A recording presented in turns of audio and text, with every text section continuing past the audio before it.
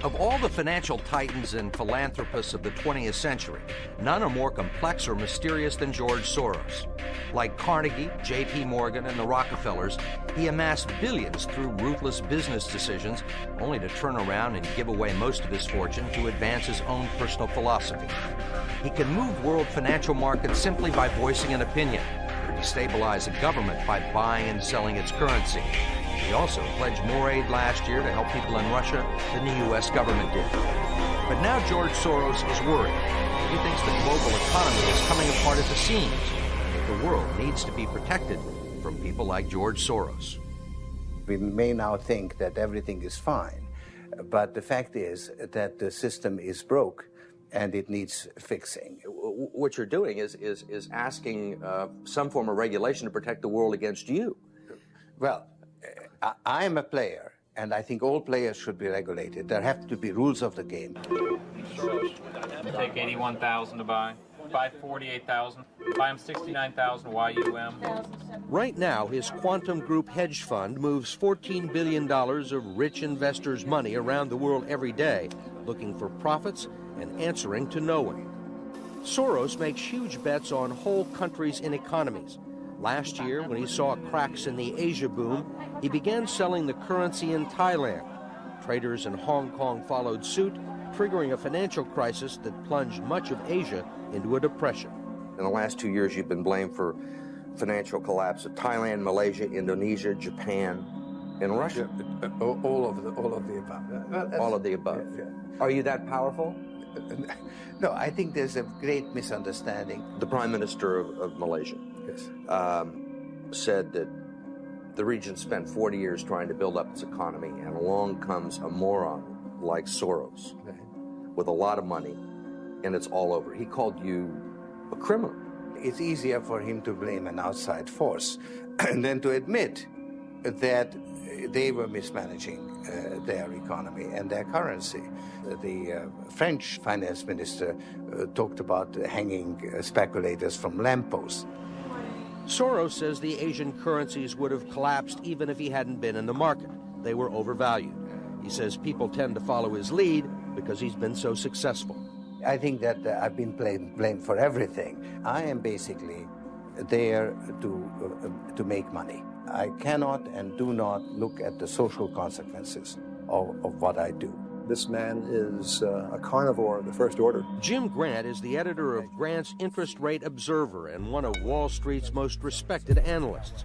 He never tires of watching Soros, in part because of the huge bets he's willing to place on his hunches. He has always amazed the people he's worked with at his audacity and his willingness to back up his commitments with enormous sums of money. It causes the blood to drain from ordinary mortals' faces. Like risking $2 billion in Russia. When the Russian market began falling apart in August, Soros was the country's single largest investor. He called the U.S. Treasury and asked Uncle Sam for $7 billion to prop up the ruble. When U.S. officials failed to intervene, Soros wrote a letter to the Financial Times of London saying he thought the Russian currency should be devalued by as much as 25%. A few words from Soros were enough to cause panic selling that fueled the crash. What's it like to have a statement that you make have such serious, grievous consequences? I mean, you can, it looks to me like in a number of situations, you can take a position against a currency or make a statement, and the whole country falls apart. Well, it's a tremendous sense of responsibility, actually. And it's also a humbling experience because I am actually trying to do the right thing, And sometimes what I do has an unintended negative consequence, as it did in Russia. For both the Russian middle class and for Soros, who lost his $2 billion. Whatever his motivations, no one can accuse him of greed. He's backed away from the day-to-day operation of his businesses and is giving away his billions now with the same determination that he made them in places like Haiti, a country that has less money in the bank than he does. Last month, he brought the First Lady with him for a look at some of the projects his foundation is funding. This is Mr. George Soros, and he's going to be helping the hospital. This year, Soros plans to give away almost $500 million around the world. In Bosnia, when the water supply to Sarajevo was cut off at the height of the siege, it was Soros who wrote a check to jury-rig a pipeline through an abandoned highway tunnel. $5 million up front can be more valuable than $50 million a year or two later. Ambassador Richard Holbrooke brokered the peace in Bosnia. At one point, after the Dayton peace agreements in Bosnia in 1995, for a considerable period of time, George had given more money to implement the peace agreements than the U.S. government had. He just could move that fast. In Russia, he pledged $100 million to help scientists who might otherwise have sold their expertise to bidders like Iran or Iraq. In Eastern Europe, he's educated a new generation. And in Ukraine, he spent millions retraining the old Soviet military. At the center of George Soros, there's an inherent contradiction, which is on one hand, you're the capitalist who does not care about the social consequences of his act, and on the other hand, you are a philanthropist who cares only about social consequences. How do you resolve the two? Recognizing that as a competitor, I've got to compete to win. As a human being, I am concerned about the society in which I live. Which George Soros am I talking to now? The amoral George Soros or the moral George Soros? It's one person. It's one person who at one time engages in amoral activities and that the rest of the time tries to be moral. To understand the complexities and contradictions in his personality, you have to go back to the very beginning, to Budapest, where George Soros was born 68 years ago to parents who were wealthy, well-educated, and Jewish. When the Nazis occupied Budapest in 1944, George Soros' father was a successful lawyer. He lived on an island in the Danube and liked to commute to work in a rowboat.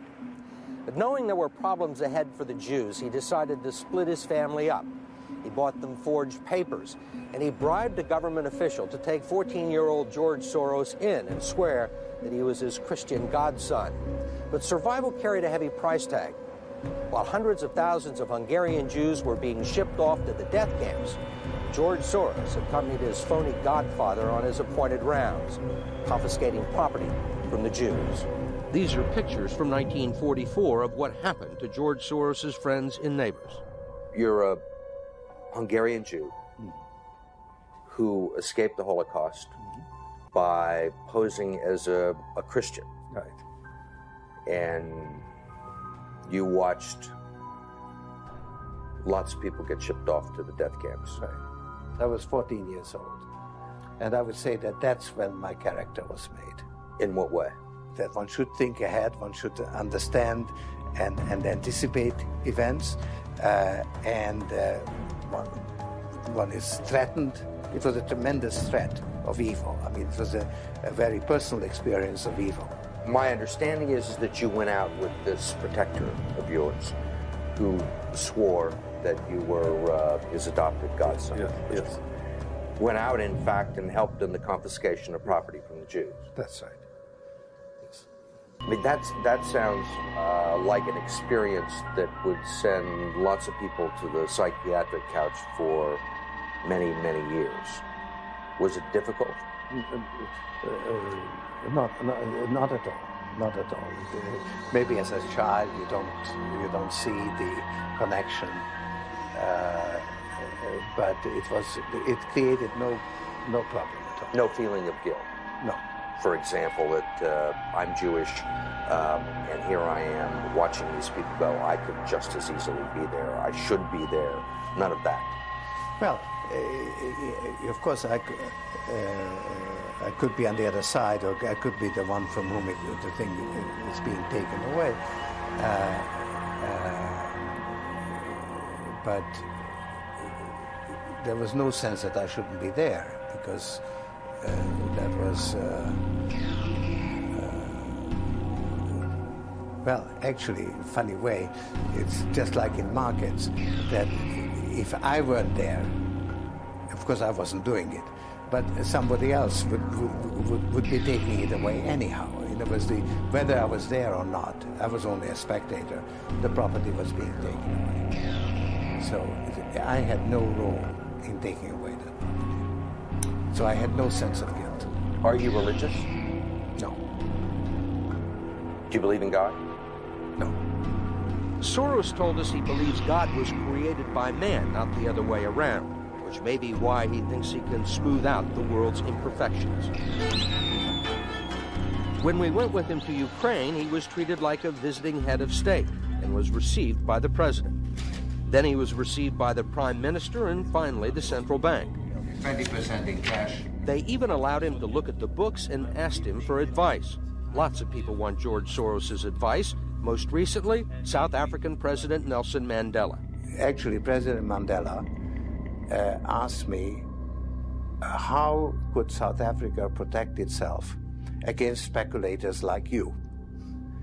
And I told him, I wrote him a memo, trying to give him the best advice I could, how to reduce the exposure of South Africa to speculative attack. That's the old stop me before I kill again approach, right? Well, you're telling this is what you can do to stop me. Whether I or somebody else does whatever is happening in the markets, it really doesn't make any difference to the outcome. I don't feel guilty because I'm engaged in an amoral activity which is not meant to have anything to do with guilt. Part of the reason he is so rich is that the Soros hedge funds operate offshore in the Netherlands Antilles to avoid scrutiny by the Securities and Exchange Commission. So even while Soros tells Congress and the Treasury that hedge funds must be regulated to stop the global crisis, he's avoiding the rules. Why is it that Americans can't invest in the quantum fund? It's an offshore fund. Why is that? Because the fund is not registered with the Securities and Exchange Commission.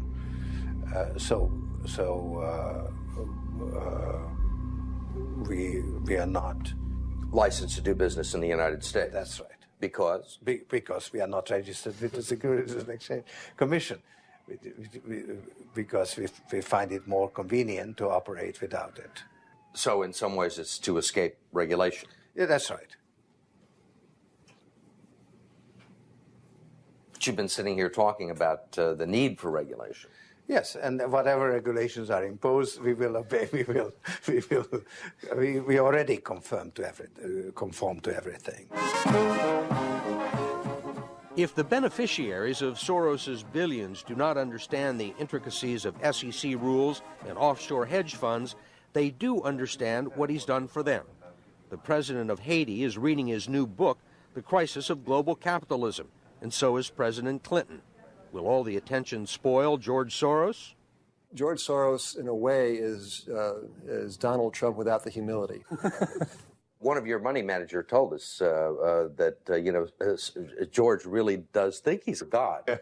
I mean, if you think that you're God and you go into financial markets, you're bound to come out broke. So the fact that I'm not broke shows that I don't believe that I'm God.